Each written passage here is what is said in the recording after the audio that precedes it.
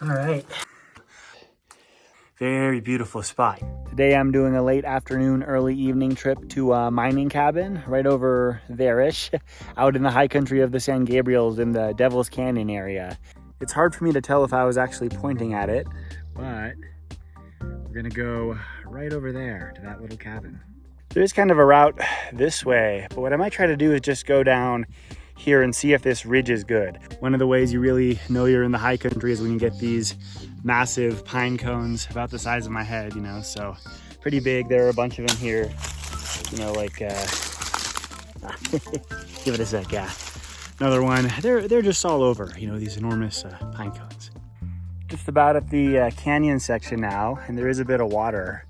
And so what I'm gonna have to do is kind of go up and around, and then I think once I see the spot I can go up just around here, I think the cabin will be to the left. So if I remember correctly, I came back, I think, coming out of here, but I actually went up here, you know, so I'm gonna try that again. You kind of got this steep face, but it's not too hard to get over. And then if you make your way up the canyon, you'll get to the adit and the mine cabin eventually. But there are, I think, some neat artifacts on the way up, so we'll check those out. Right here we have a little cart box type thing. It might have been for ore.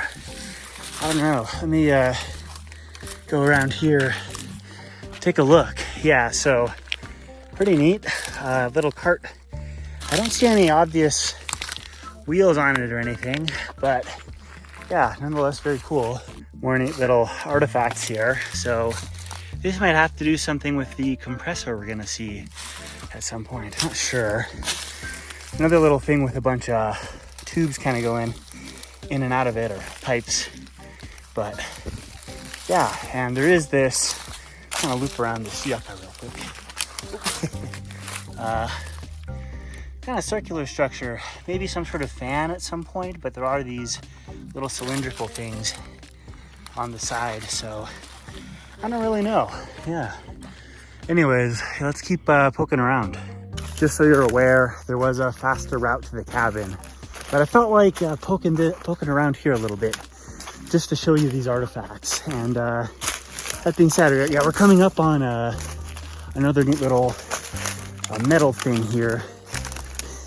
Just 1 second. So yeah, right here, don't know what it is, but it's kind of neat. Yeah, so let's take another look at this. Yeah, 118. So some sort of number, don't know what it means, but very cool. Bet there's a bunch of stuff around here, but let's keep kind of heading up there. There it is, right up there. That's the miner's cabin, but we're gonna try to get to the adit first, which I think is sort of over this way. So here's the adit for the Bell Hartman Mine, and I'm just gonna walk us through it very quickly. Get some footage, get some photos, and then go to that cabin. And I'm probably gonna hang out in the cabin for a bit, but I wanna hang out there at least a little before the sun kind of starts to set. You know, I think the view of the canyon is gonna be pretty magnificent from that cabin as the sun goes down, but we'll see. All right, so you have this little railing here, which I assume might have been for ore carts at some point. And yeah, you know, a bunch of neat little holes, maybe for dynamite at some point when they were blasting this. But yeah, anyways, yeah, very cool. Got a bunch of iron oxide, maybe goethite, limonite, some of the yellow stuff here, probably limonite, maybe even native sulfur. Like, it's pretty yellow. It don't really smell much though, but yeah, so here we go. All right, so anyways, yeah, not a really deep mine by any means, you know, but still pretty awesome. So might have to get a picture or two here and then make it my way to the cabin. Yeah, this mine is a small one, but a nice one. And I was someone commented on my other video, they thought there might be more adits here. So, you know, at some point I may do sort of a more thorough exploration of this area. But yeah, you know, this is the one that is right next to the cabin, and you do have a very beautiful view of the high country right outside of the mine here. So yeah, there we go, wide angle lens. Lots of pine trees, and what I'm planning on doing is just going around here to that cabin, showing y'all around, and then chilling on the second floor for a bit as the sun starts to go down. Here's that mining cabin, and it doesn't look too magnificent on the outside, maybe. Depends on your opinion, but the inside, I gotta say, is really cool, especially when you come in through that way. But yeah, here's this Ingersoll Rand Co. little thing from New York, I guess, USA. And apparently, I think this is an air compressor, an old one. So I want to thank, I think it was Forgotten Mining History. He commented on my last video, I think it was that one, and told me about what this was. I didn't really look it up, I think, by the time I put the video out. But yeah, anyways, I'm gonna get a few photos here, and then make my way around and come in this way. You can already see there's a little ladder to the second story and some neat artifacts here too. So cool spot. Yeah, so you can tell behind me that the view from that second story is gonna be really nice. And I've already been here, so I know.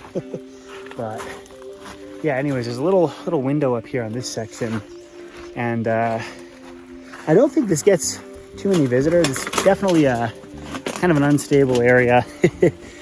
You know, the soil here pretty wild. But yeah, anyways, let's I'm gonna show you all around this whole area very quickly. All right, just set my machete down, my case, and my water bottle, and let's see what we have here. Yeah, so some piece of glass, some old piece of glass here. Lots of neat metal artifacts, some old glass that has kind of started to stain blue. I don't know what these are, but they're interesting. So some little parts of machinery here and there. This could be from old piping. This may have been from an old book. So I know that I've heard that there was like some sort of sign-in book. I forget if that was like kind of comment on my old video or someone else's. But you know, lots of pretty interesting things here, I would say.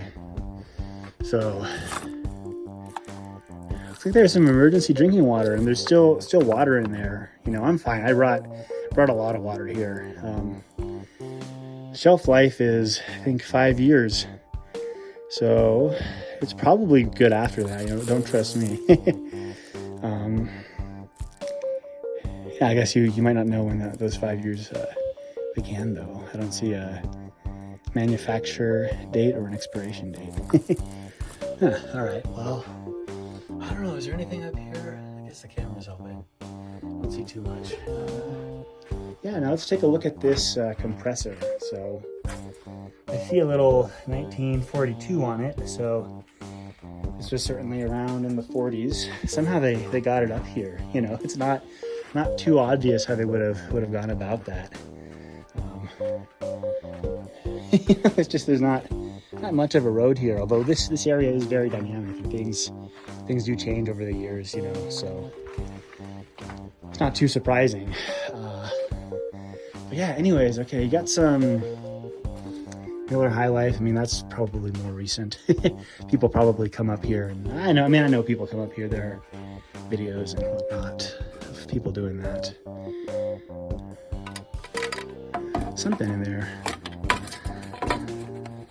Let me, it's hard for me to get my nails in there. I'll just set this down real quick.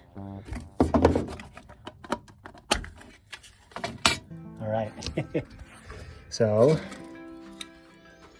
yeah, I got some people signing in here. Maybe I'll do that. I think I will. All right, there we go. New signature, and perhaps the first of the year. I don't know. I mean, I haven't read the whole thing, but it's still pretty cool. Anyways, let's keep that safe and secure. And yeah, what I think I'm gonna do now is get a few photos and then climb up here and just hang out for a bit, maybe do some reading. Making my way up this ladder, and whoa, that's loose. Yeah, give me 1 second. So this is actually not attached. I gotta be careful here. All right, I was able to get up that ladder, but I don't suggest other people do that. You know, it's not actually nailed in there. If that fell over, it would be bad. I feel fine with this, but you know, I don't suggest anyone do it. But yeah, that being said, I do see a few little nails here that are just bent, you know, so yeah, like some of them are straight, I guess, but yeah, like right here, I don't know, I could just bring some nails myself and a hammer, as I mentioned. But yeah, anyways, you do have this really beautiful view of the canyon, and yeah, I'm gonna back up a little bit, I think. Oh.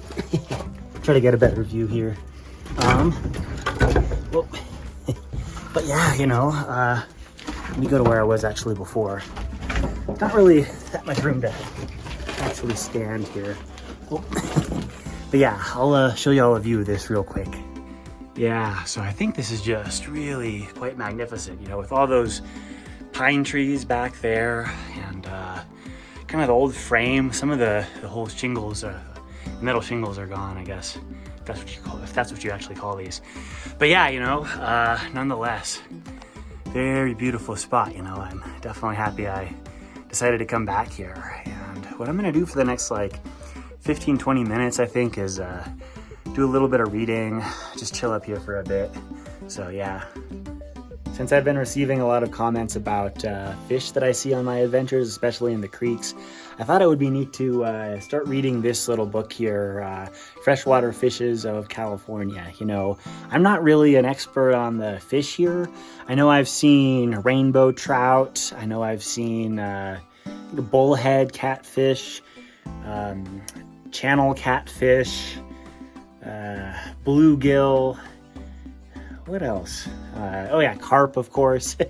But there are quite a few fish I've seen that I don't know what they are. I'll put some video like I did with the others, but I'll also, you know, there are a lot that I just don't have video of. And so I think just learning more about the fish in California would be cool, especially the freshwater fish. So I'm gonna start reading this right now. I just started reading this book, you know, the Freshwater Fishes book. And I read through the introduction in the first part. And yeah, you know, it kind of in the introduction, it sort of just tells you like, you know, some of the stuff about the book, how it's supposed to be used. And then you get into the habitat of the book, a few other, you know, sections about how humans have influenced things, how there are native and non-native species and stuff like that. And then it gets into the provinces, and there are different provinces in California. And I think, you know, given where most of what I do takes place, we're in the South Coastal province. So we just get to that real quick. I think it's, yeah, California Native Fish Provinces. So there is a little map here, South Coastal Province, you know, but yeah, that being said, I got curious and I was like, oh yeah, wait a second, you know, there are definitely fish I want to identify. So I went to I'm going to keep reading the book obviously at some point, but there's a photo section and a lot of nice photos here. You know, here's I don't know if you can see it, a brown bullhead catfish. There are certainly other catfish listed here, you know, white catfish, yellow bullhead catfish. But yeah, I was just scrolling through the photos real quick and I saw that there are bass, which I obviously have video of. I'll put a video of that here. And then yeah, what else? What I thought was maybe a bluegill, could have been I don't know, maybe a sunfish or something. I have no idea. But what I'm gonna do is sort of like read some sections on the individual fish here, some of the ranges. One of the things I did mention in the introduction though is it's hard to really identify freshwater fish just due to the visual barrier of you know, a freshwater river that's usually quite turbid. And when you're looking from above, in my experience also, it's not always super obvious what you're looking at. So yeah, but I hope to learn more about fish while I'm exploring nature and while I'm reading books while exploring nature. Yeah, so, you know, a good number of these bluegill, you know, warm freshwater habitats, yeah, red ear sunfish, warm freshwater habitats of southern and central California. You know, I've definitely seen crappie too. You know, but they're, you know, green sunfish. I don't even know. I'll put the fish that I'm curious about here. Maybe one of you can help me. I think it would be better if I were actually able to you know, catch them. Yeah, I think I'll keep reading. Maybe after starting at section 2 here briefly, and then head back down, because I don't want to be up here too long. I don't want it to get dark. You do not want to be trying to go up and down this in the dark. I just want to say that, like, even if you have a flashlight, please do not try to go up and down this at night. I just want to say a few words that I'm learning while reading this. You know, always good to expand the vocabulary a bit. But yeah, as warm weather sets in, temperate area lakes stratify into 3 distinct thermal zones. An upper warm layer, the Epilimnion, a zone of rapidly changing temperature, the thermocline, I know that word, and a lower zone of cool water, the Hypolimnion. So yeah, Epilimnion and Hypolimnion, new words for me. Yeah, the book was talking about oxygen distribution and depth. So here's a little figure showing the Epilimnion, the thermocline, and then the Hypolimnion. That was a pretty neat section. So a little bit about the chemistry of the ecosystems that the fish live in, you know, whether it be like dissolved oxygen, different cations, stuff like that, you know, metals in the water. And yeah, just some of the stuff about the just general ecology too. I think there's like a little bit of a food web here and there, but ultimately not a very long section. So looks like next time I come out and do reading somewhere or read at home this book, I'll be reading about the external anatomy and physiology of freshwater fishes. All right, that was really nice actually. So one of the things that I do want to start doing at some point is maybe when it starts getting really hot, is coming out to spots like this that aren't necessarily too far away, but are kind of remote enough to be, I don't know what the right term is, but secluded perhaps, and do like an overnight camping trip or something like that. Like I know a few good complete cabins that would be great for. So like it'd be fun to bring like a summer sleeping bag when it gets hot and just like lie down here, do a quick little overnight thing, you know.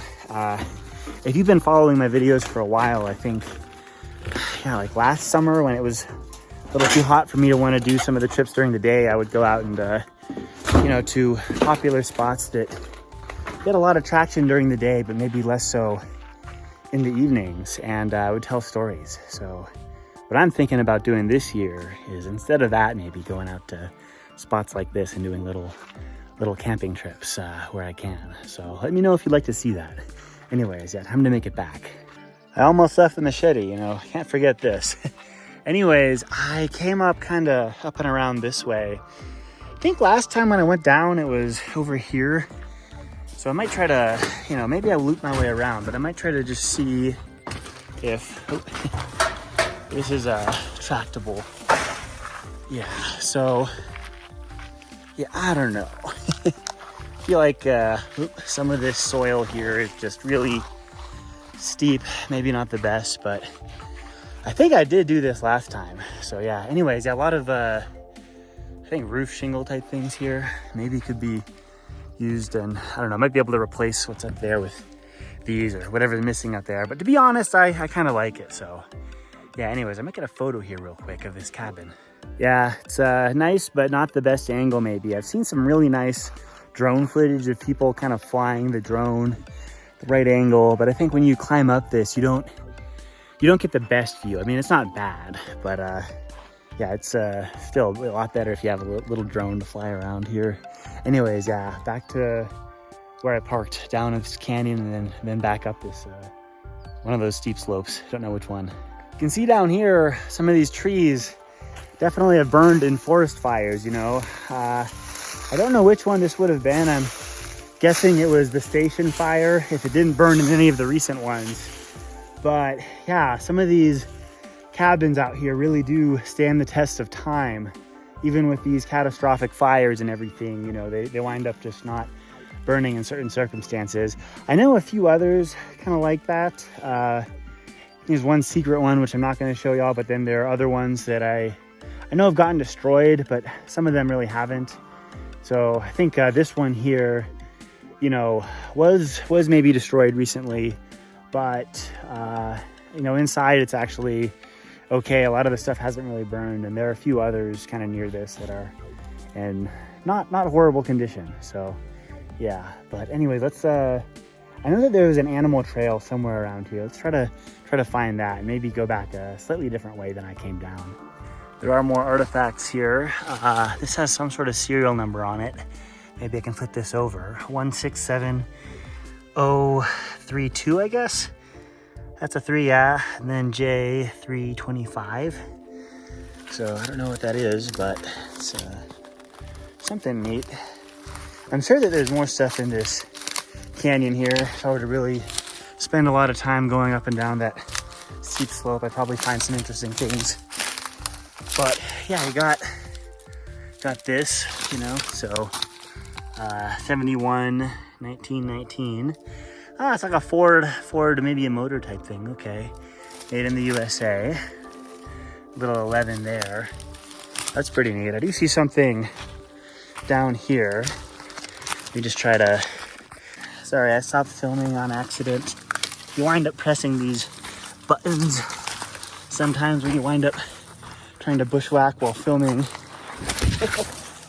And you slip down. A lot of this stuff is really loose. But yeah, okay. Not sure if this is a part of a car or something else. But yeah, a lot of little artifacts in here. Anyways, I think I'm not gonna go back up there. I'm just gonna head back down this way and keep my eyes peeled for a promising route up. Oh. Yeah, so I'm gonna have to put the phone away real quick due to the instability here. Oh, wait. Yeah, another artifact. Some sort of a barrel, you know. Yeah, so a lot of little things probably from the mine in this canyon, and yeah, who knows, maybe I'll find some more stuff. I just crossed the canyon again here, and I'm gonna see what going up a little early is like. I remember some of this being pretty steep, but if there's a way I can kind of route myself around if that happens, I think it'll be good time-wise. So we'll see what happens. I'll let you know. All right, so I kind of did what I did, looped around here, and I'm back up on the ridge that I took down actually. And looking out, you know, there are some spots that, I don't know how well you'll be able to see it, but look like that, at least that right there looks like there could have been, or maybe another adit near where that hole is, and there's a tree growing out. I'll try to get some footage of it, but it would be neat to explore this area more for additional mine tunnels and like potential ore bodies. So I'm gonna try to zoom in real quick on that, and we'll see what it looks like. All right, so let's see. Yeah, it's maybe hard to tell on the film, but right over there, kind of looks like there's like a little hole in the hillside. Could be a little unnatural. I mean, it looks a little unnatural, at least for me. I don't think these are rocks where you typically find natural caves. So yeah, I suspect that there could be something right there. That adit looking thing may kind of seem inaccessible, especially now. But that being said, yeah, this is definitely an area that has changed a lot since, I don't know, at least around the 1940s. We saw in that air compressor that there was the number 1940 on it, which makes me think it was probably active around then.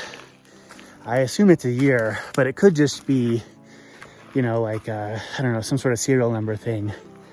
But yeah, you know, the cabin spot right up on that hill slope, you know, not easy to drive to by any means, no obvious roads at the moment there, you know, so yeah, give it, you know, a little less than 100 years. And many of these spots that were obviously easily accessible at one point are a lot harder to access. Some of that's due to like fires and erosion. Some of that's just due to the real steep slopes here, general instability. But yeah, you know, dynamic area, and I'm sure that there's more to find. I'm almost back to where I parked, and I actually didn't notice this until now, but from up here, you can see the cabin right there. and the mine at it right there. Yeah, so the potential mine at it is right about there. Harder to see that there's a cave-like thing from this angle, but it certainly looks like it. And yeah, all throughout here, there could be other mine adits. I have no idea. So one of these days, I'll try to safely do this. That was actually really nice, you know? So I definitely feel like I may try to do a camping trip in the second story of the cabin at some point. The one thing I'm a little worried about, especially if I do it in the summer, is water. But if I kind of head down around like 6 or 7, I think I went down this time a little after 5, and I just bring like, you know, some big water bottles with me. By the time I'm actually hanging up or hanging out at the second story, I'm actually, you know, I have plenty of water, and I wasn't really super sweaty or anything like that. You know, I mean, definitely right now I am, because I'm, you know, climbing up the mountain, and when I'm climbing up on the other side, you know, the steep sections, they get me sweating, especially when it's hot out. But yeah, I feel like for a camping trip, just what I have now, maybe like a snack or two and a very light sleeping bag would be fine. Maybe like a little blanket too or something. But yeah, nothing very heavy for this. At least that's what I would go with.